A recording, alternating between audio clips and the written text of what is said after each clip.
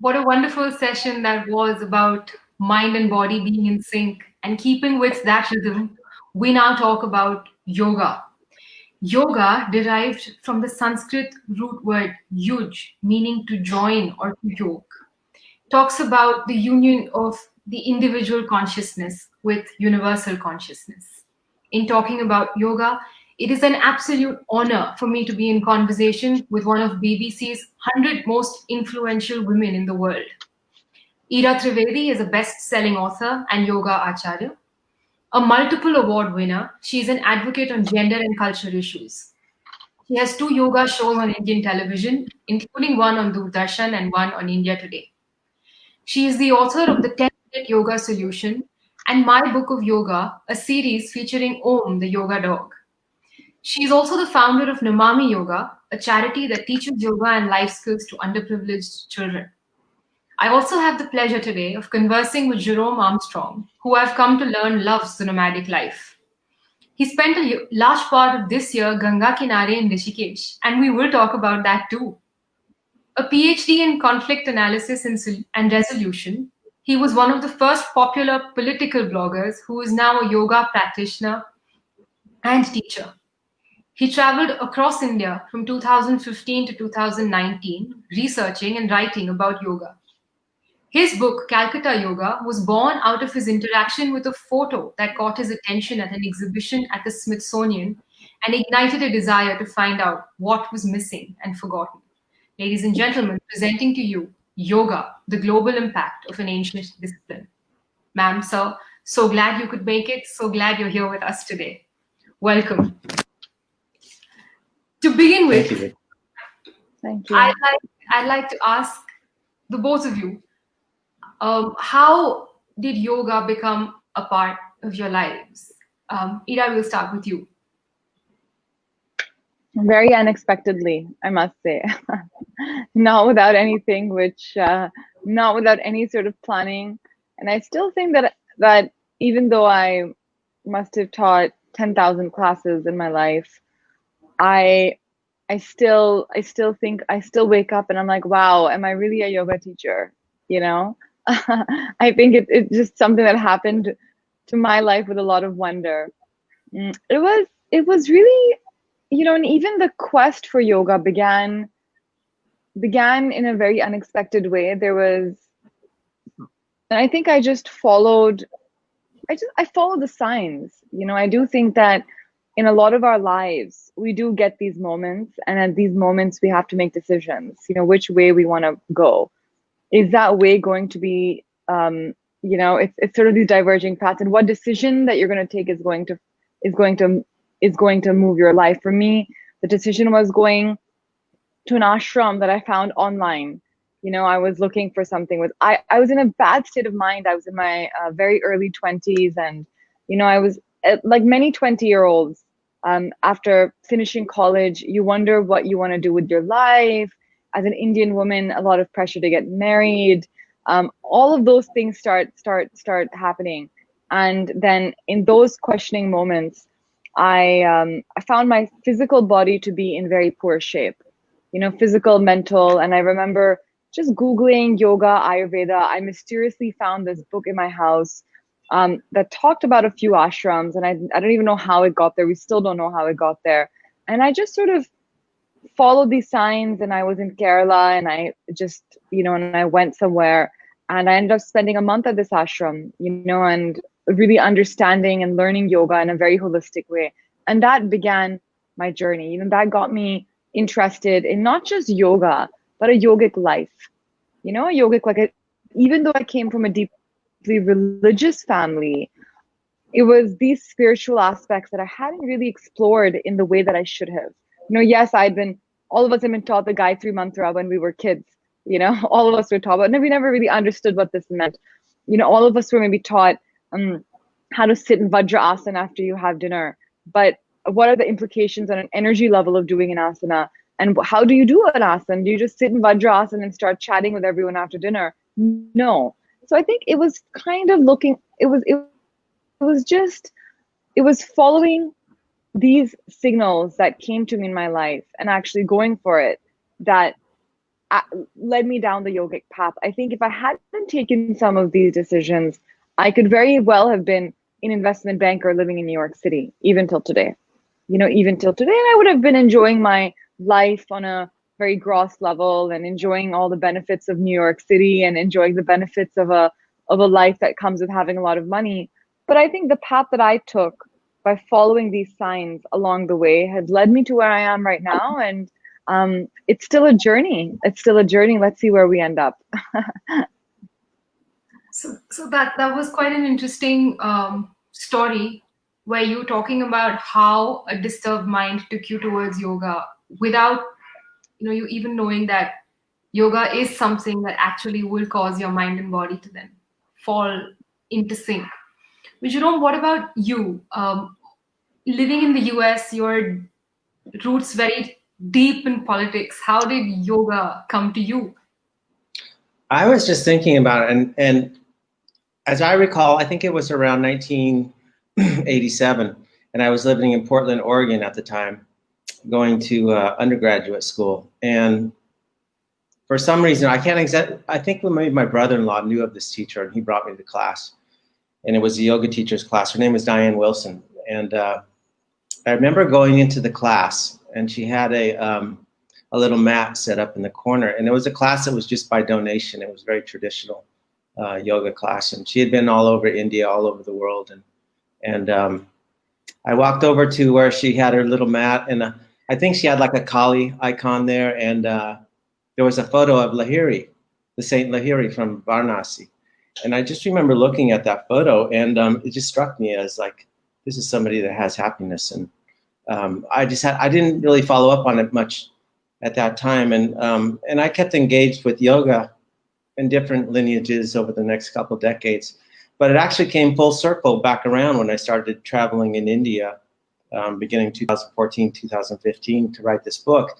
Because of course, Lahiri is one of the teachers of Yogananda's father, Bhagavati, and he's very influential in terms of the entire Calcutta yoga scene. So for me, it was sort of a coming back to the very beginnings in terms of going to Varanasi, visiting his house, and seeing all these places that I had learned about when I first encountered yoga. So Sorry, Ritu, I was just going to say that, Jerome, I loved your book. I actually read it. I read it a couple of months ago when it first came out, almost at the beginning of like a few months before the pandemic, and I really enjoyed it. I really enjoyed it. In fact, it was a really well-timed book, because I think, I think there was curiosity about everything because of what happened with Bikram Chaudhry. So I think reading Calcutta Yoga, there was already some, like with Vishnu Ghosh, there was already some sort of awareness of what was going on. But I really enjoyed your book because, Yeah, I was having a great time in March. February and March, I was on a book tour, actually, going all throughout India. And then the lockdown happened. I was in at that time, but yeah. I wish I could be there in present right now. That was my plan, to go on all these book fairs, but it's nice to be here anyway. Yeah. So, Jerome, when you were writing your book, you said it came back full circle when you came to India to research on your book. So did your love for yoga bring you back, or was it the journalist in you that said that, you know what, I need to go and delve deeper into this? It actually was. I mentioned Bikram because Bikram is in the same lineage from Vishnu Ghosh was his teacher, and I had studied Bikram yoga and taught with one of his main teachers that he taught was a fellow that I asked a lot of questions to, and he didn't know the answers to, and that was one of the things that began to spur me on to finding out more. So that's. What was the question again? I'm sorry. Which part of you was more dominant when you began research on your book? Was it the journalistic side of you, or was it the yogic side of you? Okay, so Bikram yoga is very beginner. It's focused on just 26 postures, and I had started to learn some of the more intermediate ones, and I had questions as to the origins of them. So it was part practice, definitely, for sure. And that's when I had come into contact with Buddha Bose, who was also a student of Vishnu Ghosh, and he taught more intermediate. And it was finding his Advanced Postures book, along with a couple of friends of mine, and we published it in 2015. So it was practice in the beginning, but then it delved into like the history of behind it. Who were these people? And finding out more about that way. That's quite interesting. So for a lot of us, we are not well versed with the different kinds or the different practices of yoga that exist, even though India is like the country where it all started and where it all came from. So what are the different yogic schools, if I may call them that, and how different are they from each other? Ira? So I would say, I would say a lot of yoga that we practice today is modern yoga. This stuff is not exactly, this has all been, even stuff like Ashtanga yoga, this is all in the past century, in the past 100 years. This has been invented by modern men, and I think actually Jerome talks about it in his book, if I remember, it's sort of a lot of these, it may not have been your book. I was reading two books at the same time. One is yours, Jerome's, and the other one was Alistair's book on yoga, and do you know which one I'm talking about? Who is it?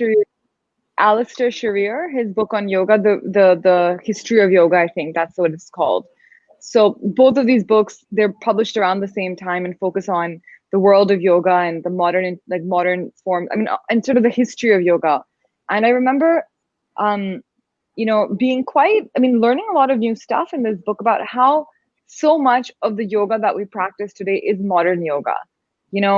Yoga in its ancient form is, may or may not really exist. There is no such text like a Bhagavad Gita for yoga. There's various texts like the Hatha Yoga Pradipika, the Greyhound Summit, and each text has maybe mention of 2 poses, 3 poses, something like that. But there's no one text which talks about a definitive asana practice. It doesn't exist. And if it did exist, it's no longer available. That knowledge has not been available in text form, at least. So the yoga that we see today is an amalgamation of different things. And I think that's fair enough, because every body needs something a little bit different. I remember I used to scoff at a lot of the Western forms of yoga, like vinyasa flow and yin yoga and all of these different things, because in the West, they have a lot of different styles of yoga. But then actually, when I opened my mind to them, I realized that no, these have benefits for some people. Maybe these are people who need more physiotherapy-based exercises. So yes, yoga has been taken far and wide. The net has really been flung far and wide. Iyengar yoga is a modern invention. It's not any traditional form of yoga. The way Iyengar is using props is completely invented by BKS Iyengar, and for a good reason, because he found that people in need, actually, this could help them. This could help. And so I do think that yoga has evolved over time, and it's continuing to evolve. And I think that's a good thing. It's a good thing. Yeah, it's a good thing, like for things to evolve. I pretty much agree with that. It's an evolvement over time. The thing the reason why I wrote Calcutta Yoga was because most of the history of modern yoga books that had been written were from the perspective, which I would call like sort of a Mysore perspective of the yoga like Krishnamacharyas that came out of Patabi Joyce and Iyengar. They came out of a Mysore tradition, and there hadn't really been one that had looked at the history of modern yoga from a Calcutta perspective. And of course, Calcutta was a very important city during the colonial period. And I actually have an article coming out sometime later this year, which looks at how modern yoga synthesized and evolved by integrating the practice of Vyam, which Vyam is just exercise that's pretty common in wrestling traditions in India. And these manuals at the turn of the century were very prominent, and that's what influenced a lot of them to bring in more of an athletic, more rigorous strengthening training into yoga, which had not been very prominent. They had some of it, but it came from an Indian tradition nevertheless. And there was also influences that came from European places exercise regimes, more along the lines of how to teach it in like more of a structured way than it was taught before, more of like a class. Because the traditional way in India, obviously, is just a guru and his student. No, and I actually, adding to that, let's talk about the Surya Namaskars. Surya Namaskars are not mentioned anywhere. That's a purely modern development. Yeah, And actually, it's a mix of in vyayam. the article, I use that as an example because that comes straight from beyond. Exactly. Yeah, it's all a form of modern exercise, and for good reasons, I feel, because what happened around the turn of the century, there was cars. People weren't walking as much, right? There was public transportation, so a lot of day-to-day exercise that people, a lot of machinery, so people who may have been walking or may have been doing working in fields, this was no longer happening. So human bodies actually needed that vyayam. They needed that physical form of exercise that human beings earlier were used to being so active, right? No, and I think even more so today, and even more so today, people are sitting on their desks the whole day, on their computers the whole day. So we're seeing things like Ashtanga yoga becoming so popular, and you're right on. You have a malaise that comes into the society, sitting at desks, not being active, working and everything, and then they pull it from the tradition yoga, but it was modernized along with exercise. Completely. That's what created modern yoga. So. And calisthenics, a lot of calisthenics was added into yoga. So sun salutations, Surya Namaskar. Yes, mantras were added, but it was kind of like, okay, let's take 14 postures, let's add the mantras. And so, it's a modern invention. Surya Namaskars are nothing Vedic or from text. The mantras are, but not the actual sun salutations themselves. So I think it is a modern evolvement, and I think yoga has to continuously evolve because our lifestyles are evolving. Today, who knows how we're going to be living, living 10 years from today. We just don't know. I mean, my gosh, who knew that the entire world is going to be stuck inside their homes, unable to even go outside and doing all their work via the screen. This is unthinkable 1 year ago that a literature festival is going to be held online, but so yoga keeps on evolving. Now, for example, yoga has come so much of yoga is being taught online and through apps. And I actually think it's a really good thing because it actually, makes yoga very personal. Makes yoga like it's as if, you're at home, you have your personal space, and it makes it very much a singular meditative practice that you do by yourself. And that's what yoga was meant to be. It's sort of a way to go inwards. And it's kind of difficult to do that sometimes in a yoga class with 50 people around you and a teacher and a hot room and music all together. So I think that in many ways, what's happening to yoga now, it's a continuous evolvement, and it's a good thing. It's a good thing for yoga. And I used to be one of those people and I still teach, rooted in very, very traditional practices. And I used to be such a traditionalist, but I've begun to open my mind and realize that all of this is good. Anything is good. I think that's the process anybody goes through that looks at this, because there's a whole history of why was it presented as something which was, been around like this way forever. I think there's a lot of reasons you could look into that. But the evolvement past that is a personal journey to realizing that, it's not about like taking these things for concrete, making them concrete and believing that that's what's been passed down since time before. It's really more about making it a personal practice. Absolutely. And same with meditation too, let's go beyond the physical asanas. I think the same goes with meditation, Now we have Sadhguru and Shri Ravi Shankar with their breathing practices. They took various breathing pranayams and put it into sequences. It's what's happened with physical yoga. It's happening now with breathing.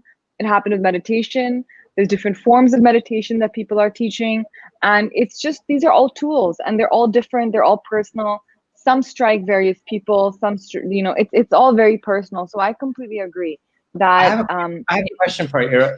Have you noticed, like with doing these online things, do you think that yoga is becoming more globalized? Absolutely. I mean, during this period of the pandemic, when people are doing the Zoom, do you see more interaction like between different cultures, or about like it's still in the same circles? Actually, that's a good question. Now that I'm thinking about it, earlier my first was yes, but I was thinking about that just from a personal perspective. Just for me as a teacher personally, yes, I'm able to teach a lot more of my global students, but I already had those even before the lockdown, and it's just Yeah. those. It's. But I think if you talk about no, I would still say it's still kind of localized.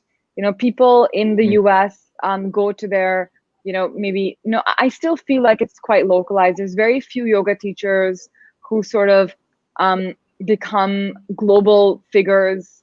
Of course, some of the traditional ones from Mysore, etc. But I would say it's it's not such a no, teachers don't go so global still. I feel. Mm. Do you feel Why? that? Why? No, I just wonder because I agree with you that, Yeah. part of the advancement of realizing that yoga has always been an involvement and there was never really any firm set of what yoga practice is realizing that, okay, it's okay to evolve and change now. And I think one of the trends that we're seeing is more of a globalized yoga, but how that takes shape is that it's a practice that's happening right now.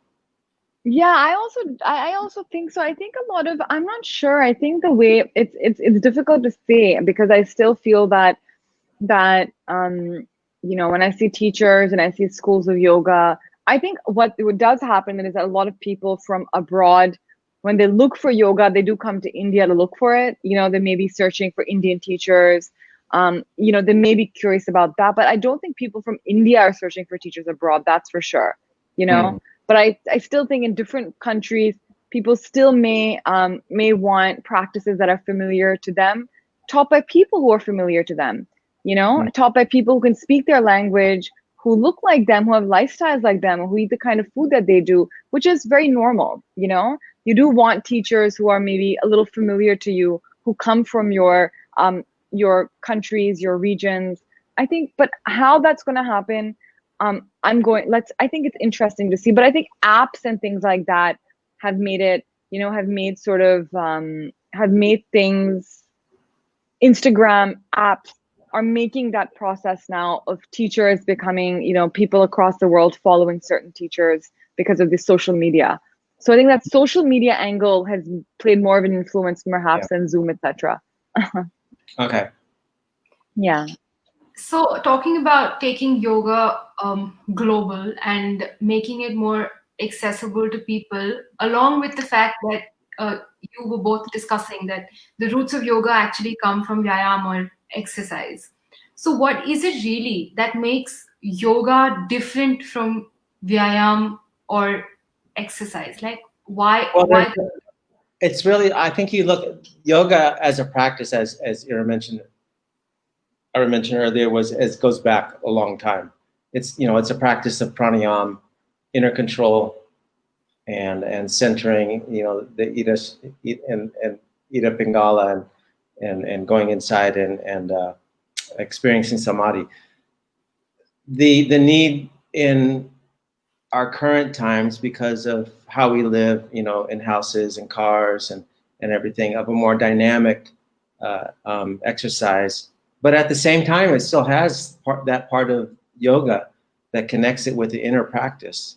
So I don't think it's necessarily like it's one or the other. They're both prevalent today in modern yoga, those two strands, and they both have long traditions. But it's just recognizing that part of what we have now does have a component of exercise to it, but most people don't get beyond the exercise part. That's just the truth. They just, they stick with the exercise, and I think that's really prominent in the West, where it's just seen as a form of exercise and not that much different from a Pilates or jazzercise class for a lot of people. For me, my perspective, I think I held that perspective for a long time just because I wasn't really curious as to anything beyond that, because I was always told, well, this was how it was forever and this is what you're practicing. And it was only when I started having questions as to, is that really true? Is that the origins of it?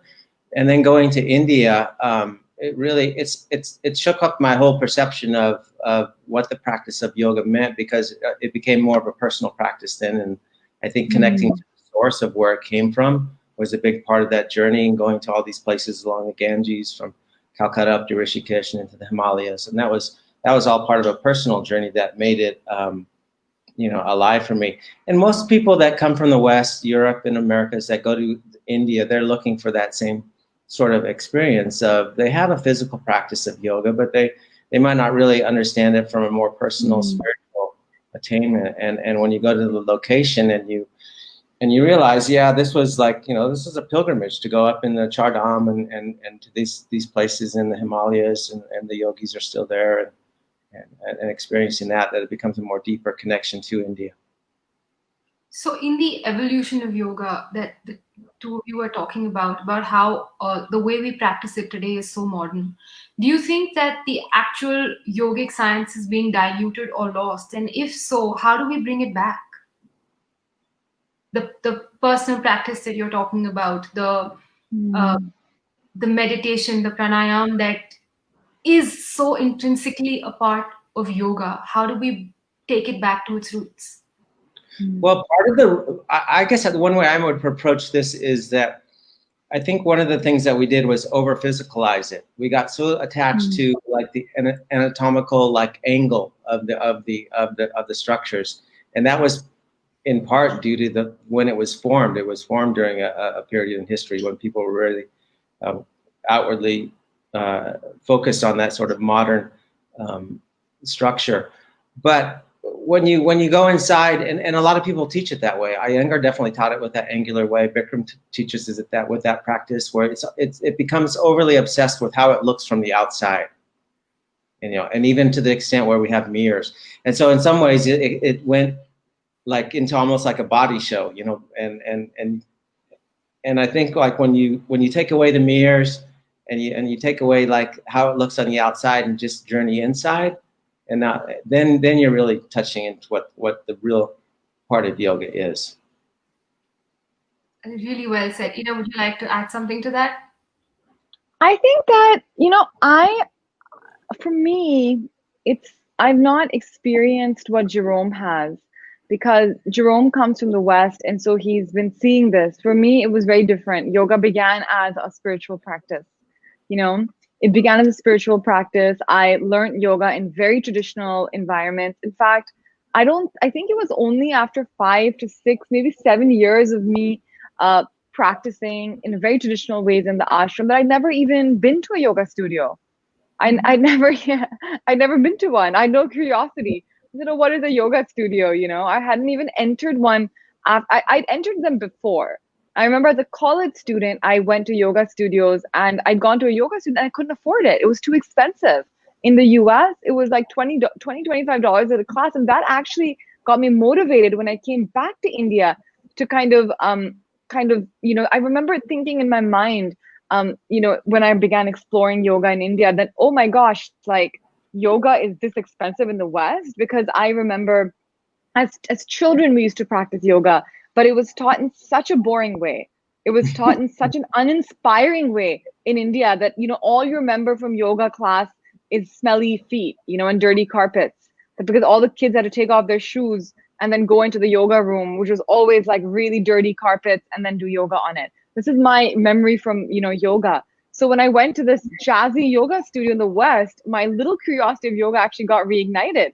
I said, wow, my memory is this, and this is something else, So but I went back to yoga studios many, many years after I'd become a teacher, when I was getting invited to teach at yoga studios abroad. But my practice always, remained very traditional and continues to be like this. And, no matter what the different, forms that, I'm introduced to or practice, my core remains that very, what Jerome is talking about, that personal practice, and that's what I try to tell people. I try to tell my students, guys, I don't want you to come to class forever. I just want you to come for a little while. And then my goal is that you go off on your own. My goal is that you introduce this into your daily routine for the rest of your lives. And so they said, oh, so you don't want to make money? I said, no, it's not that. I don't really, you know what I mean? There'll be some new people who come. But for you guys, I want you to come and then I want you to leave, Even for retreats, I tell people, like, come for a retreat and then never come back here. Go and do your own personal practice. So I always say that. But I think I understand Jerome's perspective because I hear that in the West. Yeah. And I understand yours because I think coming to India and getting in touch with that with so many people who come from that perspective, especially in Calcutta, yeah, it's different. I actually can't tell you, Jerome, after I read your book, I remember going to Calcutta right before lockdown. I had a talk in Calcutta, and I remember going and then wanting to visit that school, you know, Vishnu Ghosh's school. And I was like, is it still open? Is it still around? And I Googled it, but I think they didn't like seem to be having, it just seemed a little you know, they seemed to have some teacher training programs, but it was unclear on what was going on there. So then I didn't go, but I was very curious to go there, huh? It's up in North Calcutta, and it had fallen sort of out of, I mean, they've always taught local classes, you know, to the neighborhood people, but they had not much had of an international rapport, and for a long time. Vishnu Ghosh died in 1970, and since then, just been kind of following under the radar. But in 2015, we actually started doing teacher trainings there again, bringing people from outside there twice a year. So some of the, but of course now it's not going on. Yeah. But it's amazing up there. I mean, going to all those places, you know, Vivekananda's place is still up there, Yogananda's, and the places, all of the different places that you can read about it from there. All of that is yeah. All that is wonderful. Vivekananda's, I mean, it's some of it is really, really wonderful. You know, some of the older places and temples. Yeah, absolutely. But I was thinking, you know, again from the Western point of view, oh, can you just go drop in and do a yoga class at Vishnu Ghosh's studio? But it just doesn't work like that, you know. There's no real drop-in class over there. No, although Muktamala, who is the granddaughter of she runs it now, and she's really friendly. I mean, I think the first time I came there, I just dropped in, and she was very welcome. Okay. She would. Next time I go there, I'm gonna love to meet write you. So, Rita, thank you for using your experiences of, or should I say, not so nice memories of yoga as a child and turning them into fun ones for kids with your books. Thank you for bringing that to Indian children. And before we wrap up, I'd like to ask, what is there in traditional yoga practice? Is there the right time to do yoga in a day? Is it best done first thing in the morning? Is there a science behind when it's done? And if you had to choose a yoga routine as an everyday routine, what would be your 5 go-to asanas, each one of you? I like to practice personally in the morning near the water. Here, I'm in Tanzania right now, so we walk down every morning. We're in Dar es Salaam. And we walk down to a beach nearby here where there's a bluff, Cocoa Beach, and practice the asanas. And I practice Qigong as well. And so I integrate that into the practice and do it there as the sun's rising. That's the best time for me. And usually in the morning, I like to meditate, and then in the evening as well. So I like to practice on an empty stomach. I think that's important, so you can be more in touch with the feelings and not have the food get in the way. But I don't know. I think you just have to like figure it out yourself. But the most important thing is continuity, doing it every day, or 6 days a week at least, and finding. The other part of it is finding places that, rather than getting bored with doing the same thing over and over again, finding places where you're stuck and challenging yourself, and figuring out like what postures do I really not want to do, and start to do some of those. Yeah, I mean, I would say that, you know, yes, I think, listen, I mean, my days are really, really busy because I, you know, run what's become now a fairly sizable online studio called Yoga Love. Jerome, please come for a class someday. You know, maybe it'll be early morning in one of our evening classes where you are. We'd love to have you. And so we have an online yoga studio called Yoga Love, and then I write. And then, so, you know, it's for me, I balance two full careers, and it's often difficult to do so. But so for me, you know, I preferably practice in the morning first thing, which is, it's always just good. It's good to exercise in the morning. It's the right cycle for the body. You know, when you exercise in the morning, the body is much more, it's, you know, all of its systems, the metabolic system, the circulatory system, the respiratory system start functioning better. You know, it's sort of like pressing a reset button on everything. Because once you wake up, your body does need a little bit of that, especially in our modern lives, right? As I said, in the olden days, you would wake up, you would walk to the river, you would lift water, bring it back home, you'd go into the fields. We don't do that stuff anymore, you know? So that movement in the morning is quite important to get our functions, our bodily functions going.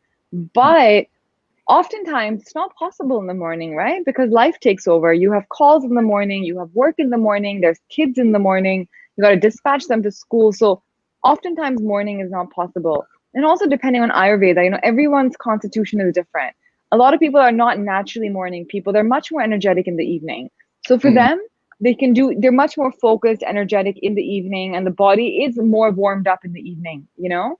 Like by the time it hits 4 o'clock, you see a distinct difference in the body and the way that it's conducting itself because it's been working for the whole day. So I think if you can't do it in the morning, for sure doing it in the evening. I think I would say ideally, you know, around 7, 8 is a great time to do yoga. And then in the evening, I would say around sunset is another great time to do yoga. Between, I would say 4 and 6 is wonderful. But even nighttime, like I'll tell you, 2 days ago, I hadn't had any time to do yoga, and I did a practice at 9 p.m. You know, 9 p.m. I did yoga from 9 to 10:15 or 10:30, and I felt so good afterwards, and I slept so well. So that also happens sometimes, and that's also fine. But the thing is just to get that exercise in whenever you can. You know, I tell people that, listen, guys, get that mental, physical exercise in. Sit down, do your breathing practices, because these breathing practices are really, really valuable. In today's day and age, the way that the world has evolved today, just people sitting down, leaving their phones away, you know, and focusing on just themselves without any too much outside stimulation, that in itself is hugely beneficial to the body. Even in a gym, there's so much stimulus, right? You have loud music, you have people, you have machines. With yoga, it's you and your mat, and then, you know, maybe the guiding voice of a teacher. That's it, these 3 things, you know, and the journey of yoga and the purpose of yoga, and I explain this to all my students, guys, is not to give you flexible hamstrings.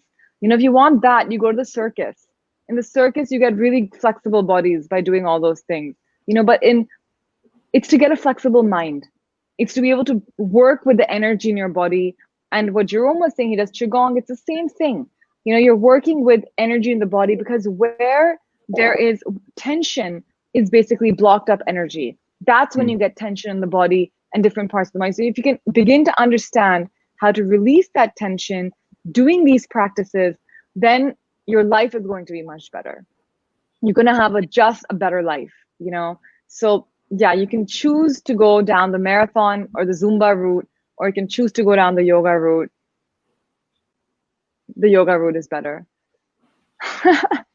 Thank you so much. The 2 of you coming here, you always. It's a more sophisticated kind of an exercise. You know, it's like books. You either read, thrillers, and that's totally fine. But then you start reading literature, and that's the difference. You know, there's exercise and then there's yoga. There's literature and then there's pulp fiction. So, you know, on that radar, that's you choose. So guys, if you want to be more sophisticated, do yoga. Thank you so much. On that note of running out of time, thank you for being with us. Jerome, thank you for being with us, Ira. It's been a pleasure. Thank you. Thank you. Namaste. Thank you.